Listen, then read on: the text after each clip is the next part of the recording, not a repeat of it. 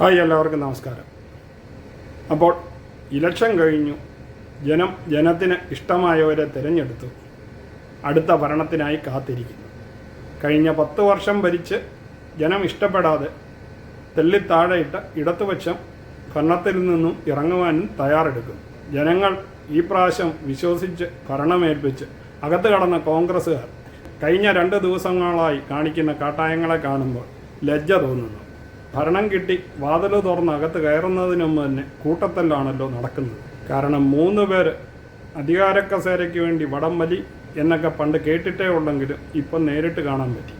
K C. വേണുഗോപാലും Ramesh ചെന്നിത്തലയും V D സതീശനും യൂട്യൂബിലും സോഷ്യൽ മീഡിയ മുഴുവനും നിറഞ്ഞു നിൽക്കുകയാണ്. ആർക്ക് കസേര കിട്ടും എന്നുള്ളതാണ് ഇപ്പോൾ ജനത്തിൻ്റെ സംശയം. ശരിക്കും ഇവരെ ജയിപ്പിച്ചു വിട്ട ജനത്തിനെ വിഡ്ഢികളാക്കി നോക്കുകുത്തിയാക്കി നിൽക്കേണ്ട ഒരവസ്ഥ ഇവർ തന്നെ ഉണ്ടാക്കി വെക്കുകയാണ്. ഇപ്പോൾ ജനം ജയിപ്പിച്ചു വിട്ട ആൾക്കാരെ കസേരയിൽ എത്തുന്നതിന് എവിടുന്നോ പൊട്ടിമുളച്ച ഹൈക്കമാൻഡാണ് തീരുമാനിക്കുന്നതെന്ന് പറഞ്ഞ് എല്ലാവരും നെട്ടോട്ടവും ഓടുന്നു. ഇതിൽ നിങ്ങളുടെ അഭിപ്രായം എന്താണ് എന്ന് താഴെ കമൻറ്റ് ബോക്സിൽ രേഖപ്പെടുത്തുക.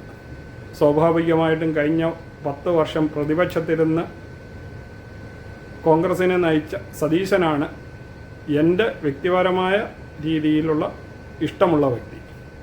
അതുതന്നെയല്ല ഇന്ന് പ്രതിപക്ഷത്തിരിക്കാൻ പോകുന്ന ഇടതുപക്ഷത്തിനോട് ചോദിച്ചാൽ, ഇടതുപക്ഷത്തിലെ ഒരു ചെറിയ സഖാവിനോടെങ്കിലും ചോദിച്ചു കഴിഞ്ഞാൽ അവരും പറയും സതീശനാണ് അതിന് യോഗ്യനെന്ന്. പക്ഷേ ഇതുവരെ കേരളത്തിൽ കാലുകുത്തിയിട്ടില്ലാതെ ഡൽഹിയിൽ കറങ്ങി നടന്ന വേണുഗോപാലും കസേരയ്ക്ക് വേണ്ടി സിമെൻറ്റും കമ്പിയും ഒക്കെ ആയിട്ട് കേരളത്തിൽ ഇപ്പോഴുണ്ട്. നിങ്ങളുടെ അഭിപ്രായം താഴെ രേഖപ്പെടുത്തുക. വീണ്ടും അടുത്തൊരു വീഡിയോയിൽ കാണാം. അതുവരെ നിങ്ങൾക്കെല്ലാവർക്കും ഗുഡ് ബൈ.